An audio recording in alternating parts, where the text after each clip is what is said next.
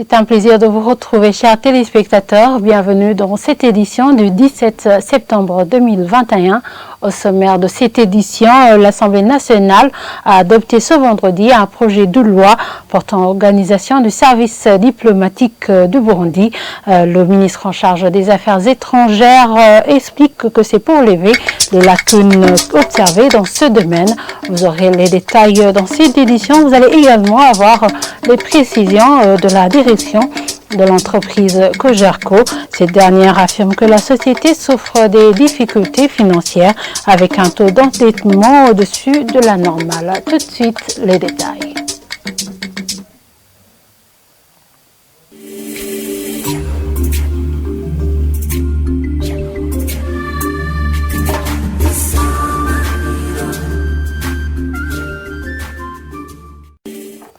Encore une fois, bienvenue chers téléspectateurs. L'Assemblée nationale a adopté ce vendredi le projet de loi portant organisation du service diplomatique du Burundi. Le ministre en charge des Affaires étrangères, Albert Shingiro, qui a présenté ce projet, explique que c'est pour lever les lacunes observées dans ce domaine et mettre en place des textes forts régissant le service diplomatique et son personnel. Suivez plutôt ce reportage d'Elie Ce projet de loi vient en point nommé, selon le ministre ayant les Affaires étrangères dans ses attributions, invité à l'Assemblée nationale pour présenter ce texte. Albert Shingiro trouve que le personnel diplomatique et consulaire était jusqu'ici régi par des textes lacunaires. Par conséquent, certains diplomates burundais ne rentrent pas au terme de leur mission. Si nous analysons les statistiques de 1980 à 2010, les diplomates qui sont rentrés sont réellement estimés à 15%, pas plus. La plupart restent là-bas. Alors que tu étais représentant d'un pays, au terme du mandat, tu préfères aller demander l'asile. Si ce texte cherche la bonne organisation de la diplomatie burundaise, certains députés reviennent sur le terrain appartenant à l'ambassade burundaise à Kinshasa qui aurait été spolié. Le député Gaston Sindimgo veut en savoir la suite. À Kinshasa, il y a des constructions de l'ambassade qui ont été saisies ou spoliées. Où en êtes-vous avec cette question? Sur ce point, le ministre Shingiro rassure que ce problème concernant la disparition d'une parcelle de 60 arts aura été résolu d'ici la fin de cette année. A réagi la République démocratique du Congo après l'ultimatum du gouvernement burundais en avril dernier sur la menace de réciprocité. Mais la députée Janvier Ndirahisha évoque le bâtiment abritant l'ambassade du Burundi à Paris qui a été vendu pour enfin délocaliser cette représentation burundaise dans une bidonville. En France, l'endroit qui abrite l'ambassade burundaise est honteux. Franchement, la France est un pays partenaire dans beaucoup de domaines. C'est mieux de délocaliser cette ambassade vers un espace convenable. Ce n'est pas digne du Burundi, reconnaît le ministre Shingiro, promettant que l'on est en train de tenter de trouver un espace convenable. Il est arrivé lors du récent mandat qu'un ambassadeur, je me réserve de préciser le nom car vous le connaissez. Je dirais qu'il s'agit d'un détournement, car moi-même j'ai été à l'ambassade. Elle fait honte. Maintenant, on est en train de tout faire pour occuper une place appropriée. Le Burundi compte jusqu'aujourd'hui 23 représentations diplomatiques dans les pays étrangers. La Cogerco est une entreprise publique au bord de la faillite. Les propos sont du directeur général de cette entreprise. Gustave Majambere affirme que la société souffre des difficultés financières avec un taux d'endettement au-dessus de la normale. Lors d'une conférence de presse de ce vendredi, il a cependant indiqué que la production a augmenté cette année par rapport aux autres années. Je vous propose de le suivre.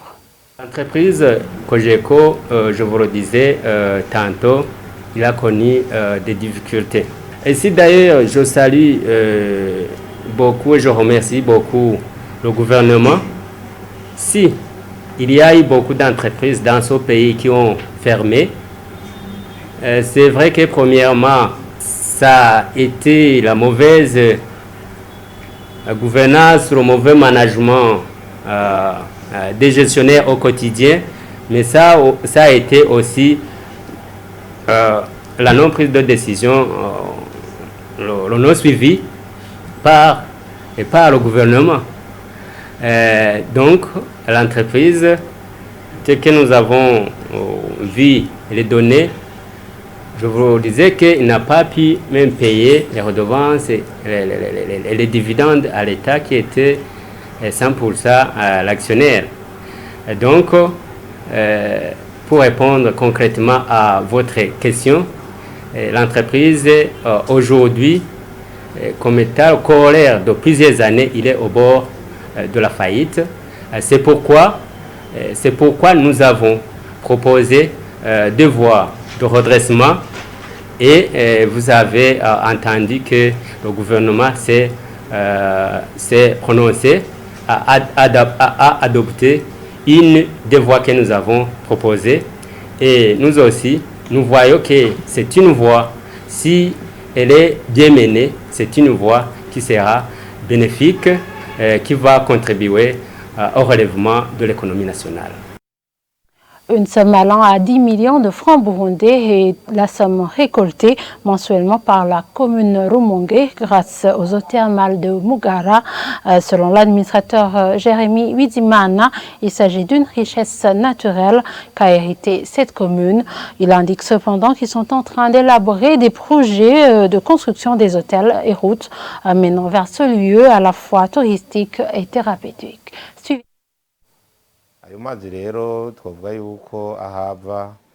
L'espace de ces eaux thermales est considéré comme un espace touristique. Beaucoup de gens aiment visiter cet endroit. Par exemple, les eaux thermales situées à Mugara. Nous avons élaboré un projet puis la commune a entretenu cet endroit pour qu'il devienne réellement un site touristique. Des visiteurs venus de différents coins du pays fréquentent ce site touristique, y compris des touristes. À part que c'est un site touristique, ces eaux thermales constituent une thérapie. Même des médecins sensibilisent des malades et d'autres personnes à fréquenter ce lieu touristique. À ce moment, la commune en profite. Les recettes issues de ces eaux thermales génèrent des entrées de plus dans les caisses communales. Puis la commune exécute des projets de développement pour la population en fonction des fonds disponibles. Nous avons 3 sources des eaux thermales dans la commune Rumonge. Il y a même des visiteurs qui prennent des hôtels. Pour le moment, beaucoup d'hôtels sont en cours de construction pour attirer les touristes. Beaucoup de recettes entrent les week-ends. Au cours d'un mois, on peut faire entrer 10 millions. Nous avons des projets pour aménager ce site, y construire une belle piscine, mettre du pavage, des murs et d'autres pour enfin en faire un véritable site touristique et enfin y faire de la propreté pour attirer des touristes.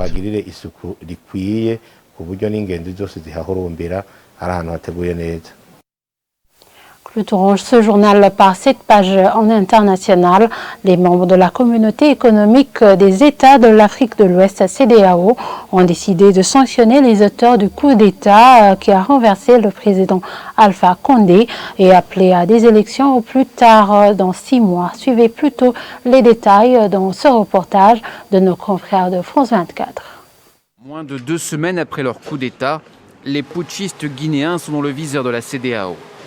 Leurs avoirs financiers à l'étranger, ainsi que ceux de leurs familles, sont gelés jusqu'à nouvel ordre. Et la Guinée est suspendue de toutes les activités de l'organisation panafricaine.